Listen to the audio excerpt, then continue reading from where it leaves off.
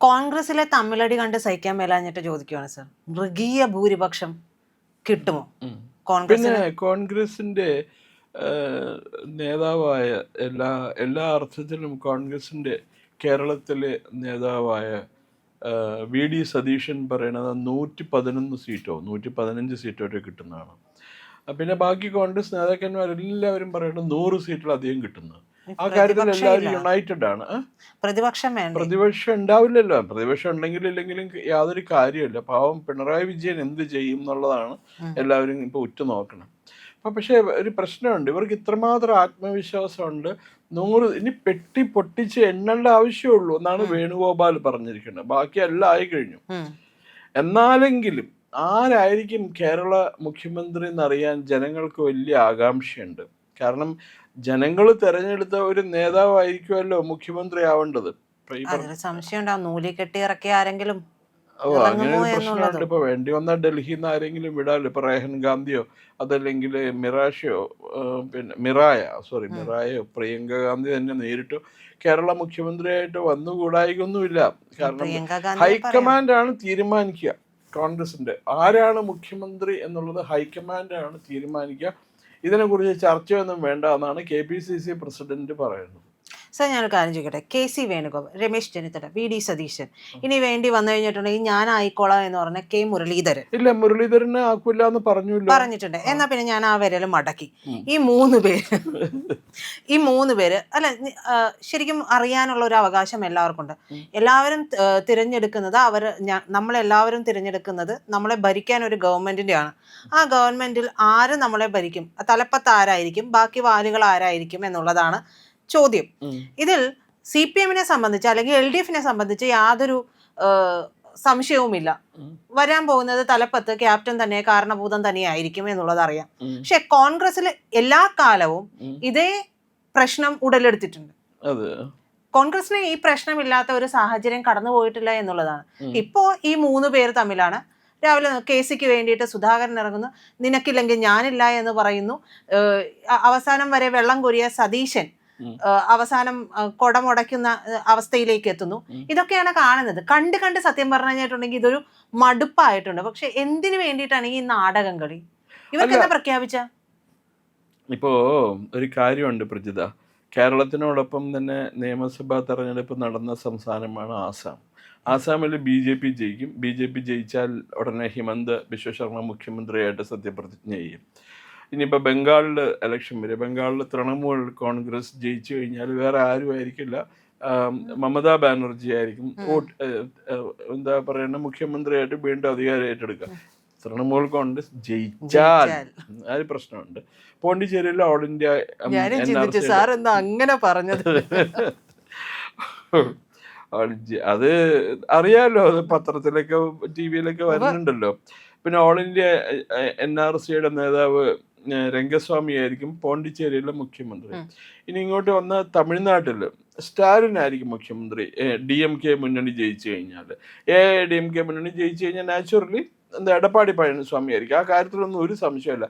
ഈ കേരളത്തിലെ 140 സീറ്റും 14 ജില്ലയും ഇത് വെച്ചിട്ട് ഇത്രയും പാർട്ടികളും വെച്ച് കഴിഞ്ഞിട്ട് ഒരു മുഖ്യമന്ത്രി കാൻഡിഡേറ്റ് ആരാണെന്ന് പറയാൻ കോൺഗ്രസിന് ധൈര്യമില്ല എന്ന് പറഞ്ഞാൽ അതിൻ്റെ അർത്ഥം കോൺഗ്രസിൻ്റെ നേതാക്കന്മാർ മുഴുവനും വെറും വടക്ക് നോക്കി യന്ത്രങ്ങളാണ്. കാരണം നമ്പർ 10 ജനപദിൽ നിന്ന് വരുന്ന നിർദ്ദേശമായിരിക്കും അവർ ശിരസ വഹിക്കുക. അതല്ലാണ്ട് അവർക്ക് ഹൈക്കമാൻഡിനെ ആശ്രയിക്കേണ്ട കാര്യം എന്താ? ഈ കോൺഗ്രസ് ഏതൊക്കെ സംസ്ഥാനങ്ങളിൽ അധികാരം പിടിച്ചെടുത്തിട്ടുണ്ടോ അവരുടെ മുഖ്യമന്ത്രിനെ തീരുമാനിക്കുന്ന കെട്ടിലമ്മയും മക്കളും കൂടിയാണ്. വേറെ ആരെയും ആക്കൂല. അവർ പറയണം അവർക്ക് എന്താ അവരുടെ ആവശ്യങ്ങളൊക്കെ നടത്തി കൊടുക്കണം. അവർ പറയണ താളത്തിന് തുള്ളണ ആളെ വേണം മുഖ്യമന്ത്രിയാക്കാനായിട്ട്. അല്ലാണ്ട് MLA-മാർ തിരഞ്ഞെടുക്കുന്ന ആളെയൊന്നുമല്ല മുഖ്യമന്ത്രിയാക്കുക കോൺഗ്രസിനകത്ത്. ഇന്ത്യൻ നാഷണൽ കോൺഗ്രസിന്റെ ചരിത്രം അങ്ങനെ തന്നെയാണ്. ഈ കോൺഗ്രസ് ഏറ്റവും ദുർബലമാവാനായിട്ടുള്ള കാരണം ഇവരുടെ ആറ്റിറ്റ്യൂഡാണ്. ഈ ഒരു ആറ്റിറ്റ്യൂഡ് കൊണ്ടാണ് ജനങ്ങൾക്കൊരു ഇപ്പോൾ ചിലപ്പോൾ പലരും വോട്ട് ചെയ്തിട്ടുണ്ടാകുമ്പോൾ സതീഷിനെ പോലെയുള്ള ഒരു മുഖ്യമന്ത്രി ലഭിക്കാൻ വേണ്ടിയിട്ടാണ്. ഒരു പ്രജകൾക്ക് എങ്ങനെയുള്ളൊരു നേതാവിനെയാണ് ആവശ്യം, അതുപോലുള്ള ഒരു നേതാവിനെ കിട്ടും. ആ കേരളീയർക്ക് വിധിച്ചിട്ടുള്ളത് സതീഷിനെ പോലുള്ള ഒരു നേതാവിനാണെങ്കിൽ അതുകൊണ്ടായിരിക്കുമല്ലോ അദ്ദേഹത്തിന് കോൺഗ്രസിന് വോട്ട് ചെയ്തത് ജനങ്ങൾ. ശരിയാണ്. പക്ഷേ ജനത്തിനെ സത്യത്തിൽ മൂക്കത്ത് വിരൽ വെക്കേണ്ടി വരുന്ന ഒരു സാഹചര്യം. കാരണം ഒരു മുഖ്യമന്ത്രി സ്ഥാനാർത്ഥിയെ തമ്മിലടി കൂടാതെ ചൂണ്ടിക്കാണിക്കാൻ കഴിയാത്ത ഒരു പാർട്ടിക്കാണോ ഇവർ വോട്ട് ചെയ്ത് ഇവർ പറയുന്നത് പോലെ മൃഗീയ ഭൂരിപക്ഷം കൊടുത്ത് ജയിപ്പിക്കാൻ പോകുന്നത്? ജനങ്ങൾക്ക് ഇപ്പൊ അവരെ സംബന്ധിച്ചിടത്തോളം ഈ മാർക്സിസ്റ്റ് പാർട്ടിയോടുള്ള ദേഷ്യം ഒന്നുകൊണ്ട് മാത്രമായിരിക്കണം അവർ കോൺഗ്രസിന് വോട്ട് ചെയ്തിട്ടുണ്ടാവുക. കോൺഗ്രസ് എന്താ പറയണേ, അവർ ജനങ്ങളുടെ മുമ്പിൽ എന്താ മുന്നോട്ട് വച്ചിരിക്കുന്ന ആശയങ്ങൾ എന്തെല്ലാമാണ്? ഇന്ദിരാ ഗ്യാരണ്ടി. അവർ മരിച്ചിട്ട് എത്ര വർഷമായി? 84 മരിച്ചു. 16, 20, 42 വർഷം എന്തോട്ടെ അവർ മരിച്ചു കഴിഞ്ഞിട്ട്. 42 വർഷം മുമ്പ് മരിച്ച ഒരു നേതാവിൻ്റെ എന്താ പറയുക ഗ്യാരണ്ടിയും വെച്ചുകൊണ്ടാണ് അവർ വോട്ട് ചോദിക്കുന്നത്. KSRTC ബസ്സിൽ ഫ്രീ യാത്രയും 1000 രൂപ പെൺകുട്ടികൾക്ക് സൗജന്യമായിട്ടും ഒക്കെ കൊടുക്കണേ. അതുപോലെ ഉമ്മൻചാണ്ടിയുടെ പേരിലുള്ള ആരോഗ്യ പരിരക്ഷ. ഇവിടെ ആയുഷ്മാൻ ഭാരത് ഉണ്ടായിരുന്നു, എന്തുകൊണ്ട് ഇവർക്ക് നടപ്പിലാക്കിയില്ല? ഇവർ 2011 തൊട്ട് 2016 വരെ കോൺഗ്രസിലെ ഭരിച്ചിരുന്നേ, അന്ന് നടപ്പിലാക്കിയോ അവര്. അപ്പൊ അവര് വെറും വടക്ക് നോക്കിയ യന്ത്രങ്ങൾ. അവിടെ നിന്ന് ഉത്തരവിടും. ഈ പറഞ്ഞ പോലെ നമ്പർ 10 ജനപഥത്തിലെ പച്ചക്കറിക്കാരനോ അതല്ലെങ്കിൽ മാംസം വെട്ടുകാരനോ പറയണ പോലെ ഇവർ കേൾക്കും. അത്രയേ ഉള്ളൂ. ഇവർക്ക് സ്വന്തമായിട്ടൊരു നിലപാടൊന്നുമില്ല. ഒരു നേതാവിന് വേറൊരു നേതാവിനെ കണ്ടുകൂടാ കേരളത്തിലെ കോൺഗ്രസ്സുകാർക്ക്. ഇതിപ്പോ ഇലക്ഷന് മുമ്പേ തുടങ്ങുന്ന അടിയാണല്ലോ, അതെ, നമ്മളിത് കണ്ടുകൊണ്ടിരിക്കുകയാണ്.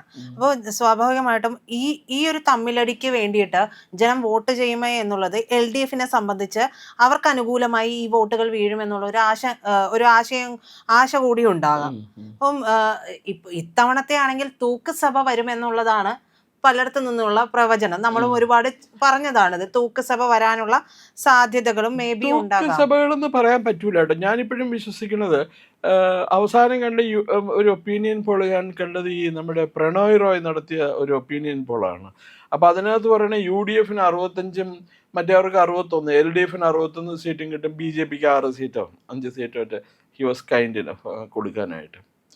അപ്പോൾ എങ്ങനെയാണെങ്കിലും ഈ അങ്ങനെ 65 സീറ്റ് കിട്ടി UDF ഏറ്റവും വലിയ കക്ഷിയായി കഴിഞ്ഞാൽ, അല്ല ഏറ്റവും വലിയ മുന്നണി ആയി കഴിഞ്ഞാൽ CPIക്കാർ അപ്പുറത്തോട്ട് പോകും. CPI 10-15 സീറ്റിൽ ജയിക്കുമല്ലോ. കാരണം CPMൻ്റെ ഒക്കെ വോട്ട് കൊണ്ട് CPI ജയിക്കാൻ വേണ്ടി അവരപ്പുറത്ത് പോയിരിക്കും. കാരണം അവരും കോൺഗ്രസുമായിട്ട് പണ്ട് തൊട്ടേ രഹസ്യ ബാന്ധവും പരസ്യ ബാന്ധവും ഒക്കെ ഉള്ളതാണ്. അടിയന്തരാവസ്ഥ കാലത്ത് CPIയും കോൺഗ്രസും ഒന്നല്ലായിരുന്നോ? ഈ CPMകാരെല്ലാം തെണ്ടി തിരിഞ്ഞ് നടന്ന റോഡിൽ കൂടി മുഴുവനും. അത് കഴിഞ്ഞ് പിന്നെ 1980-ലെ അവർ ഇടതുപക്ഷ ജനാധിപത്യ മുന്നണി ഉണ്ടാക്കിയത്. ലെഫ്റ്റ് ഡെമോക്രാറ്റിക് ഫ്രണ്ട് എന്നോ ലീസ്റ്റ് ഡെമോക്രാറ്റിക് ഫ്രണ്ട് എന്നൊക്കെ പേര് വിട്ട് വിളിക്കുന്ന ഫോഴ്സ് ഉണ്ടായത്. അപ്പോൾ തൂക്ക് മന്ത്രിസഭ ഉണ്ടെങ്കിൽ അതിന് കുഴപ്പമില്ല. ഇന്ത്യ മുന്നണി അപ്പോൾ അധികാരത്തിൽ വരും. ഇന്ത്യ മുന്നണിയില്ലേ കോൺഗ്രസ്. കേരളത്തിന് വെളിയിൽ അവർ ഒരുമിച്ചാണല്ലോ, അവർ തോളത്ത് കൈയിട്ടുണ്ടാണല്ലോ നടക്കണം മുഴുവനും. ഇവിടെ ഗുസ്തിയും അവിടെ ദോസ്തിയാണ്. കേരളത്തിൽ ഗുസ്തി, ഡൽഹിയിൽ ദോസ്തി. അപ്പൊ പിന്നെ ഒരു തൂക്ക് മന്ത്രിസഭയുടെ പ്രശ്നം വരുന്നില്ല. പക്ഷെ KC-യുടെ വരവാണ് എന്നുണ്ടെങ്കിൽ സ്വാഭാവികമായിട്ടും VD സതീശൻ ഒന്നില്ലെങ്കിൽ അദ്ദേഹം പറഞ്ഞിട്ടുണ്ട് 100 സീറ്റ് കിട്ടിയില്ലെങ്കിൽ വനവാസത്തിന് പോകുമെന്നാണ് പറഞ്ഞിരിക്കുന്നത്. ഇപ്പൊ വനവാസത്തിലല്ല എന്നുള്ളത് സ്ഥിരീകരിച്ചിട്ടുണ്ട്. അദ്ദേഹം വെക്കേഷന് പോയിരിക്കുകയാണ്, ടൂർ പോയിരിക്കുകയാണ്. അതുകൊണ്ട് വനവാസത്തിലല്ല എന്ന് പ്രത്യേകം പറഞ്ഞിട്ടുണ്ട്. പക്ഷെ KC വരികയാണ് എന്നുണ്ടെങ്കിൽ ഇവർക്കിടയിൽ ഒരു അടി നടക്കാനുള്ള സാധ്യത കൂടുതലാണ്. അപ്പൊ ഹൈക്കമാൻഡ് നിർദ്ദേശിച്ചാലും ഇതുവരെ വെള്ളം കോരിയിട്ട് അവസാനം പഠിക്കൽ കളവിട്ട് ഉടക്കാനായിട്ട് സതീശനും തയ്യാറാവുമെന്ന് തോന്നുന്നുമില്ല. അങ്ങനെയാണെങ്കിൽ മുഖ്യമന്ത്രി പദം വെച്ച് മാറുന്ന സാഹചര്യത്തിലേക്ക് പോകാൻ ഇടയുണ്ടോ? ഇല്ല, വേറെ പ്രശ്നമുണ്ടല്ലോ. നിയമസഭാ തെരഞ്ഞെടുപ്പിന്റെ സമയത്ത് പാവം സുധാകരൻ മത്സരിക്കാൻ ഒരു സീറ്റ് ചോദിച്ചതാണ്, കൊടുത്തില്ല. അപ്പൊ പറഞ്ഞു MP-മാരും മത്സരിക്കണ്ടെന്ന് പറഞ്ഞു. അവസാനം ഇപ്പൊ വേണുഗോപാലിനെ പിടിച്ച് മുഖ്യമന്ത്രി ആക്കി കഴിഞ്ഞാൽ സുധാകരൻ വെറുതെ ഇരിക്കുവോ? സുധാകരൻ കാര്യം വേണുഗോപാലിനെ സപ്പോർട്ട് ചെയ്തിട്ടുണ്ട്. അതൊരു സ്ട്രാറ്റജിക് മൂവ് ആയിരിക്കും. സുധാകരൻ വേണുഗോപാലിന്റെ മുഖ്യമന്ത്രി ആയി കഴിഞ്ഞാൽ അയാൾക്ക് പാർട്ടി വിട്ട് പോകാനോ അല്ലെങ്കിൽ പാർട്ടിനെ പിളർത്താനോ ഒരു അവന്യൂ കിട്ടുകയാണ്. അയാൾ 10-15 MLA ആയിട്ട് വാക്കൗട്ട് നടത്തി കഴിഞ്ഞാൽ എന്ത് ചെയ്യും? പ്രത്യേക ബ്ലോക്ക് ആയി കഴിഞ്ഞാൽ. സുധാകരൻ KCക്ക് അനുകൂലമായിട്ടുള്ള ഫേസ്ബുക്ക് പോസ്റ്റ് ആണല്ലോ അത് ഇട്ടിരിക്കണം. അത് ശരിയാണ്. പക്ഷെ അത് ഫേസ്ബുക്കിനകത്ത് എന്തുവാണെങ്കിലും എഴുതാമല്ലോ, നമുക്ക് നാളെ ഡിലീറ്റ് ചെയ്ത് കളഞ്ഞാൽ പോരെ. അത് സുധാകരന് എന്താണ് ഒരിക്കൽ പറഞ്ഞല്ലേ, നിങ്ങൾക്ക് നിങ്ങളുടെ വഴി എനിക്ക് എൻ്റെ വഴി, ഗുഡ് ബൈ എന്നും പറഞ്ഞ ചെക്കല്ലേ പോന്നെ. അത് കഴിഞ്ഞ് പിന്നെ ആന്റണിയോ കറകി എന്നാണ്ട് പിടിഞ്ഞ് വരട്ടി കഴിഞ്ഞപ്പോൾ മൂപ്പര് he made a U turn. അപ്പൊ ഇനിയും അതുപോലെ ഒരു യു ടേൺ എടുക്കലാന്ന് യു കനോട്ട് റൂൾ ഔട്ട്. പണ്ടൊക്കെ പറയും കുറിപ്പിന്റെ ഉറപ്പൊരു ഉറപ്പല്ലാന്ന്. ഇപ്പൊ ഇവിടെ പറയണപ്പോ സുധാകരന്റെ ഉറപ്പിന് ഒരു ഉറപ്പില്ല എന്നാണ് പറയുന്ന ആൾക്കാര്. അപ്പൊ ആ രീതിയിൽ കാണണം ഇതൊക്കെ. വേറൊരു കാര്യമുണ്ടല്ലോ, രാഷ്ട്രീയത്തിൽ ഈ പറഞ്ഞ കോൺഗ്രസിനും CPM-നും ഒരു പ്രത്യേകത ഉണ്ട്. അഭിപ്രായം ഇരുമ്പലയ്ക്കല്ല, എപ്പോൾ വേണമെങ്കിൽ മാറ്റാവുന്നതാണ്. ഇപ്പോൾ കോൺഗ്രസിന്റെ കൂടെ നിൽക്കുന്ന പലരും പണ്ട് ദേശീയ തലത്തിൽ BJP-യുടെ സഖ്യകക്ഷികളായിരുന്നു. അപ്പൊ അവര് BJP-ന്ന് വിട്ട് കോൺഗ്രസിന്റെ കൂടെ കൂടി ഇപ്പോൾ അവരുടെ മറ്റേ കമ്മ്യൂണലിസം ഒക്കെ പോയി മതേതരവാദികളായി, ജ്ഞാനസ്നാനം ചെയ്യിച്ച് മതേതരവാദികളാക്കി. DMK 99 തൊട്ട് 2004 വരെ BJP-യുടെ കൂടെ നിന്ന് ഭരിച്ച പാർട്ടിയല്ലേ കേന്ദ്രത്തില്. എന്നിട്ട് എന്തായി, ഇപ്പൊ കോൺഗ്രസിന്റെ കൂടെ സ്ഥിരം താമസമാണ് അവിടെ. അപ്പൊ അതൊക്കെ രാഷ്ട്രീയത്തിൽ ഇത്രയൊക്കെ ഉള്ളൂ. പിന്നെ സുധാകരന്റെ കാര്യം, സുധാകരന് ജനങ്ങളുടെ ഇടയിൽ ഒരു അംഗീകാരമൊക്കെ ഉണ്ടായിരുന്നു. ഈ K. Sudhakaran, not G. Sudhakaran, K. Sudhakaran. പക്ഷെ ഈ പറഞ്ഞ പോലെ 3-4 വട്ടം ആയാറാം ഗയാറാം കളി കളിച്ചോടുകൂടി സുധാകരന്റെ വിശ്വസനീയത മുഴുവൻ പോയി, പാവം.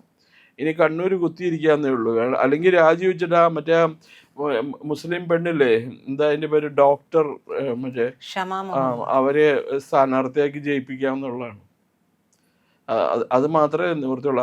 അവരാണെങ്കിൽ പാവം കുറേ നാളായി, അറ്റ്ലീസ്റ്റ് ഒരു പഞ്ചായത്ത് ഇലക്ഷനെങ്കിലും ഒരു സീറ്റ് തായോ എന്നും പറഞ്ഞുകൊണ്ട് നടക്കാൻ തുടങ്ങിയിട്ട് കണ്ണൂരിന്നേ കൊടുക്കണില്ല ഇതുവരെയായിട്ടും. പ്രിയപ്പെട്ട പ്രേക്ഷകരെ, ഞങ്ങൾ ഇന്ത്യ ലൈവ് പതിവുപോലെ നമ്മൾ പറയുകയാണ്, മാധ്യമങ്ങളിൽ വരാത്ത, മറ്റു മാധ്യമങ്ങൾ പറയാത്ത വാർത്തകളാണ് നിങ്ങളുടെ മുന്നിലേക്ക് കൊണ്ടുവരുന്നത്. ഇത് പറയാൻ ഞങ്ങൾക്ക് പ്രേരണയും ശക്തിയും നിങ്ങളാണ്. നിങ്ങൾ ഞങ്ങളുടെ കൂടെ ഉണ്ടാവണം. ഞങ്ങളുടെ ചാനൽ സബ്സ്ക്രൈബ് ചെയ്യണം. നമുക്കൊരു ചാനൽ കൂടിയുണ്ട്, C4N, C4N മലയാളം. അപ്പോൾ ആ ചാനലും കൂടി ഒന്ന് സബ്സ്ക്രൈബ് ചെയ്യണം. ഇന്ത്യ ലൈവ് ഉറപ്പായിട്ടും ചെയ്യണം. C4N കൂടെ, C4N, C എന്ന് പറഞ്ഞാൽ ക്രെഡിബിൾ, ഫോർ N നേഷൻ, രാജ്യം. നമ്മുടെ രാജ്യത്തിന് വേണ്ടിയാണ്. രാജ്യം വിട്ട് ഒരു കാര്യവും ഇന്ത്യ ലൈവിനില്ല. അതുകൊണ്ട് ഞങ്ങളുടെ കൂടെ ഉണ്ടാവണം എന്നുകൂടി അഭ്യർത്ഥിക്കുന്നു.